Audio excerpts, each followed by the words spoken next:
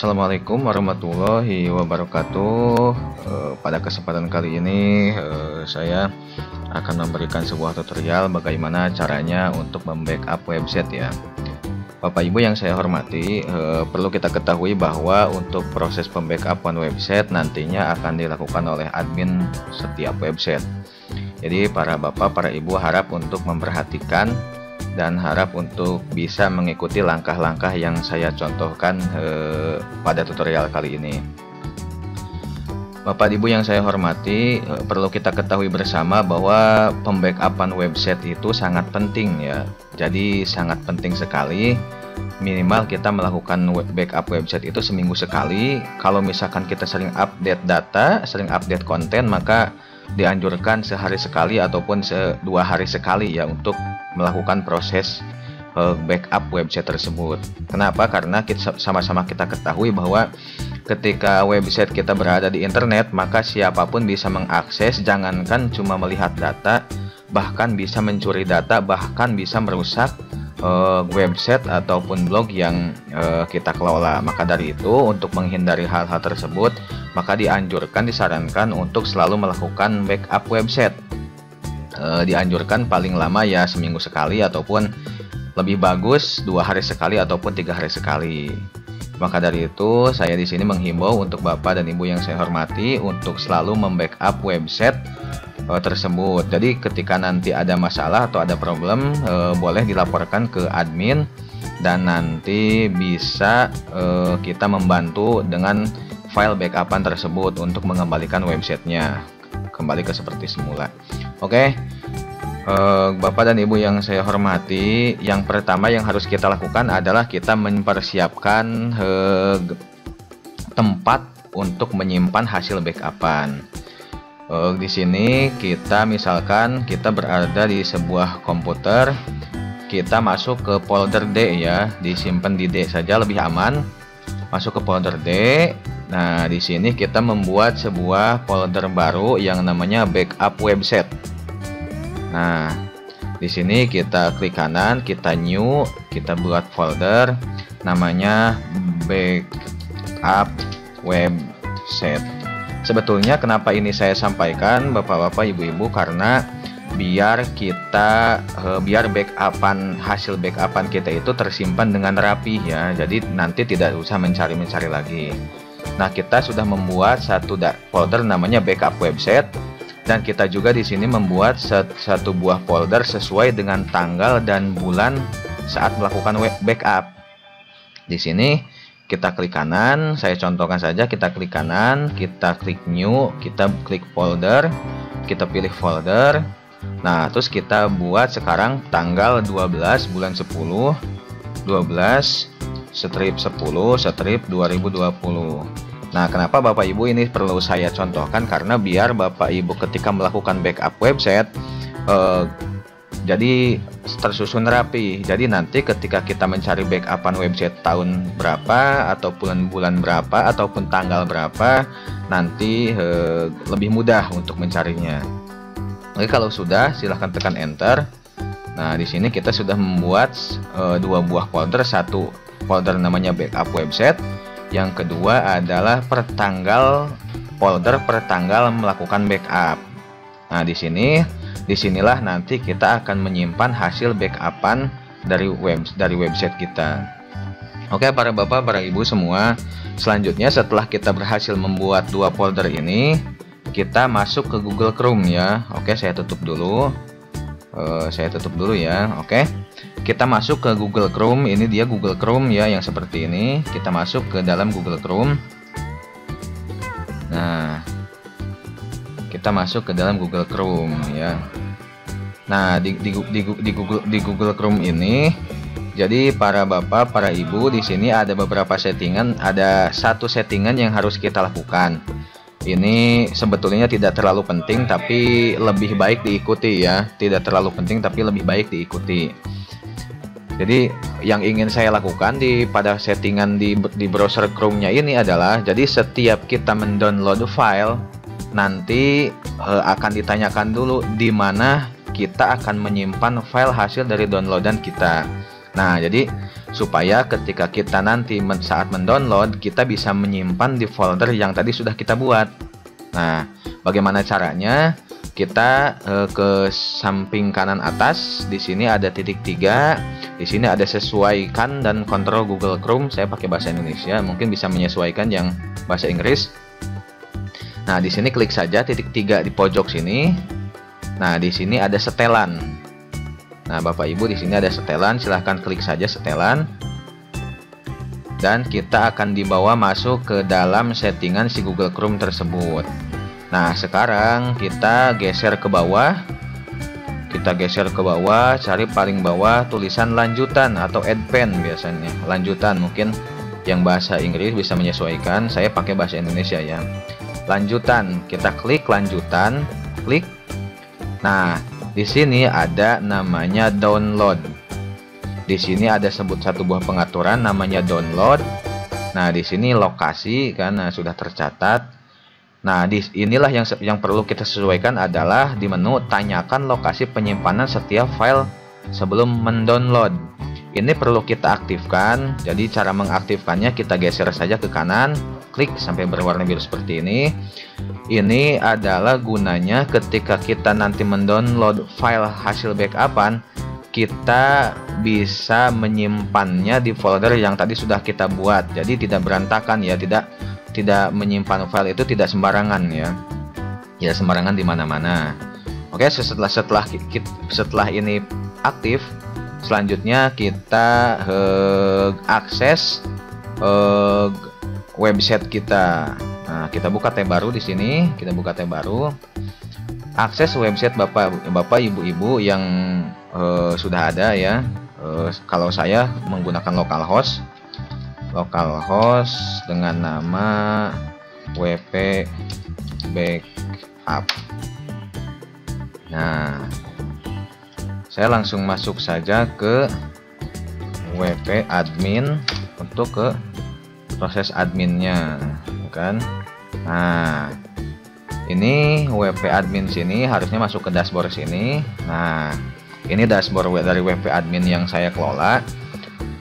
Jadi silahkan Bapak Ibu gunakan username dan password yang biasa Bapak Ibu gunakan untuk masuk ke dashboard si website Bapak dan Ibu.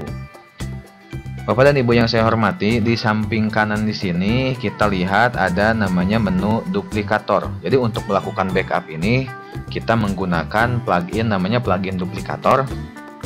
Dan menunya ada di sebelah kiri bawah ya, mungkin bisa menyesuaikan nanti. Menunya ada di sebelah kiri bawah, kita lihat ada namanya duplikator ya. Untuk melakukan backup, kita klik saja menu tersebut.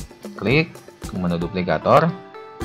Nah, nanti Bapak dan Ibu akan masuk ke dalam satu buah halaman seperti ini. Untuk melakukan backup, silahkan klik create new. Nah, di sini create new untuk melakukan backup. Klik create new yang ada di samping kanan. Nah, agak atas dikit. Nah, ini create new, kita klik create new ya. Kita klik create new. Nah, selanjutnya akan muncul halaman seperti ini. Nah, di sini ada name.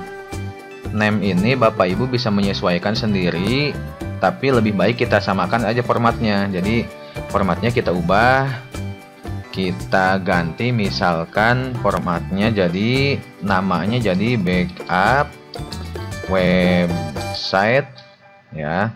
Terus nama websitenya misalkan nama website. Nah, terus tanggal. Di sini misalkan tanggal sekarang kita lihat tanggal 12 bulan 10 tahun 2020. Nah, jadi format tanggalnya nanti seperti ini ya. Ini format tanggalnya nanti seperti ini, backup website, nama website. Nah, seperti ini. Oke. Kalau sudah diganti namanya seperti ini, kita klik next. Kita klik next ya yang ada di bawah kanan ini. Kita klik next. Oke, nanti si plugin akan melakukan scanning data. Jadi ditunggu dulu sebentar. Nah, sampai ada tulisan keluar seperti ini, scan complete. Jadi server semuanya sudah dia backup dari setupnya, dari WordPress-nya, arsipnya, database-nya. Nah, ini semua sudah good ya, tulisannya sudah good, sudah berwarna hijau. Berarti ini sudah siap untuk kita build, untuk kita backup. Kalau sudah seperti ini, seperti yang tampil seperti ini, seperti yang ada di monitor saya, maka selanjutnya kita klik build yang ada di bawah sini ya. Nah, mungkin ini namanya apalah, mungkin sama-sama kita lakukan. Kita klik saja tombolnya yang berwarna biru. Kita klik saja untuk melakukan backup. Klik untuk melakukan backup. Nah, building packaging. Nah, ini sekarang lagi proses di packing semua file-file dan database yang akan kita backup. Jadi ditunggu dulu, mungkin biasanya ini bisa lama bisa sebentar tergantung banyaknya file yang ada di website kita. Jadi ditunggu saja. Kalau misalkan di websitenya cuma sedikit gambar segala macam, jadi biasanya prosesnya tidak terlalu lama ya. Tapi kalau misalkan sudah banyak gambar semua yang kita upload, biasanya prosesnya lama. Nah, itu biasanya tergantung dari dari si websitenya. Jadi kita tunggu saja sampai prosesnya selesai. Perlu saya ingatkan lagi Bapak Ibu, jadi memang proses backup ini perlu sekali dan penting banget untuk dilakukan. Jadi jangan sampai mengabaikan, nanti ala-ala tiba-tiba website kena hack orang atau dijahilin orang, dan di sana banyak banget postingan yang sudah kita lakukan, nantinya tidak bisa dikembalikan. Itu yang susah ya. Jadi mohon untuk menyempatkan mungkin sekitar 30 menit lah untuk melakukan backup. Sebetulnya tidak terlalu lama ya, kalau misalkan di websitenya tidak terlalu banyak data, tidak terlalu banyak plugin, tidak terlalu banyak tema, itu biasanya tidak terlalu lama. Kalau misalkan agak lama berarti memang data kita sudah banyak dan itu nantinya ya memang lumayan berat untuk di backup, dan proses nanti downloadnya pun nanti lama ya, biasanya seperti itu. Nah Bapak Ibu, kalau sudah muncul seperti yang ada di layar saya seperti ini tandanya proses pembackupan sudah selesai. Arsipnya semuanya ada 34,24 MB, jadi sekitar 35 MB-an lah. Itu kan yang kita download, yang akan kita backup. Oke. Bagaimana cara membackupnya? Sudah selesai, tahapan backup sudah, tahapan pembuatan backup sudah selesai. Kita tinggal menyimpan di komputer kita. Nah, selanjutnya kita klik yang sebelah kiri dulu ya, yang sebelah kiri dulu, installer. Kita klik installer dulu, kita klik. Nah, inilah fungsi dari kenapa tadi kita melakukan konfigurasi settingan di Chrome ini tadi ya. Nah, jadi kita ditanyakan dulu mau disimpan di mana nih filenya. Nah, tadi kita sudah membuat folder yang khusus untuk menyimpan ini di D, yaitu data D, namanya backup website. Nah, di sini ada tanggal per tanggal sekarang, jadi 12 bulan 10 tahun 2020. Kita masuk ke dalam folder ini. Nah, sekarang lokasi kita berada di dalam folder 12/10/2020. Maka silahkan save. Nah, kita sudah men-save installer PHP-nya. Selanjutnya yang harus kita simpan adalah arsip ini. Arsip dari website yang kita kelola. Ini arsipnya semuanya ada di sini, termasuk database dan segala macam gambar yang ada di dalam website kita. Oke, kita klik saja arsip ini, klik arsip. Nah, di sini kita tidak perlu lagi mengatur seperti saat kita mendownload installer.php tadi di awal, karena kita sudah dibawa masuk ke dalam folder 12/10/2020 ini. Kita sudah masuk ke folder backup website 12/10/2020. Jadi kita tidak perlu lagi menentukan, tapi kita sudah langsung dibawa ke sini. Di sini kita langsung save aja ya. Kita langsung save simpan ya. Oke. Nah, proses penyimpanan ini ada di sebelah kiri bawah ya. Dari sebelah kiri bawah. Nah, kalau sudah begini berarti ini sudah selesai. Jadi kita sampai di sini kita sudah berhasil membackup website kita. Yang pertama file installer PHP, yang kedua backup website ini ya, backup arsip dari si website tersebut. Nah, kalau udah seperti ini kita bisa lihat, kita bisa buka di mana filenya, kita klik di sini. Kita tampilkan dalam folder. Nah, inilah hasil backupan yang sudah kita lakukan.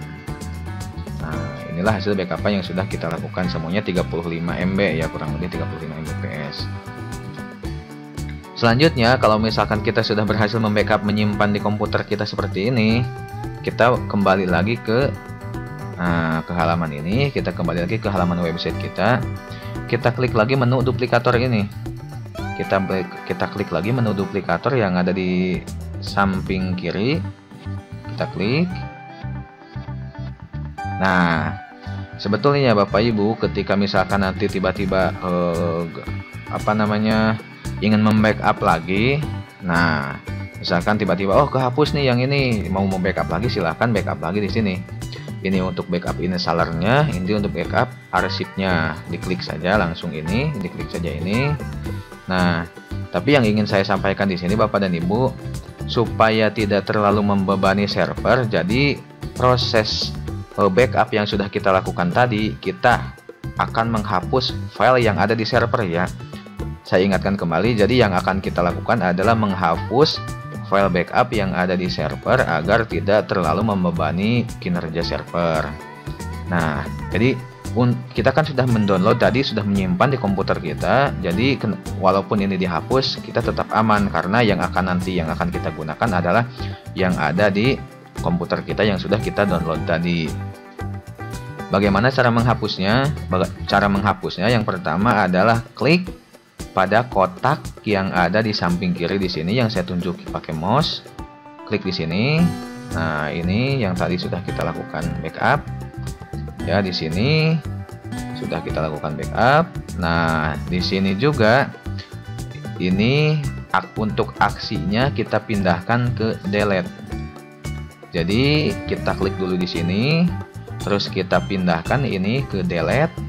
Nah, setelah ini selesai, kita klik apply. Ya, kita klik apply. Nah, di sini kita akan ditanya apakah kamu akan menghapus file yang kamu tandai. Maka jawabannya adalah oke.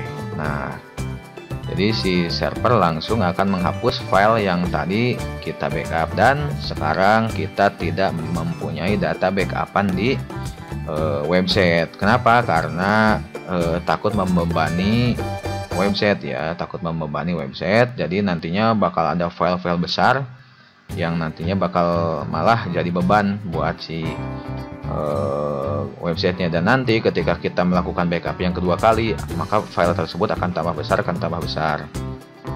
Maka kita disarankan untuk menghapusnya karena kita sudah mendownloadnya. Jadi mohon dijaga file yang tadi sudah kita download ini, mohon dijaga agar tidak dihapus.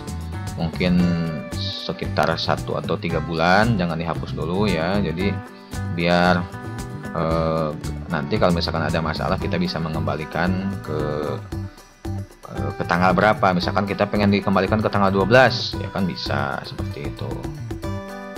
Nah, seperti itu Bapak dan Ibu, mudah-mudahan bisa dipahami tutorial ini. Saya ingatkan kembali bahwa proses pembackupan itu sangat penting sekali dilakukan, dan saya sih berharap jangan diabaikan, agar menyempatkan waktulah kurang lebih 30 menit untuk sama-sama kita membackup website kita agar data yang ada di website tersebut bisa aman. Dan ketika misalkan nanti ada sesuatu hal yang tidak diinginkan, misalkan ada masalah segala macam, saya bisa membantu atau kami bisa membantu untuk mengembalikan datanya.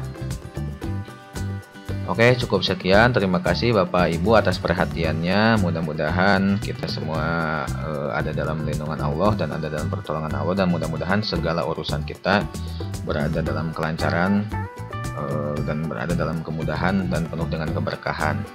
Jangan lupa like, komen, dan subscribe di Pudin TV agar saya semakin hari semakin terus berkarya. Terima kasih Bapak dan Ibu, saya akhiri dengan ucapan Assalamualaikum warahmatullahi wabarakatuh.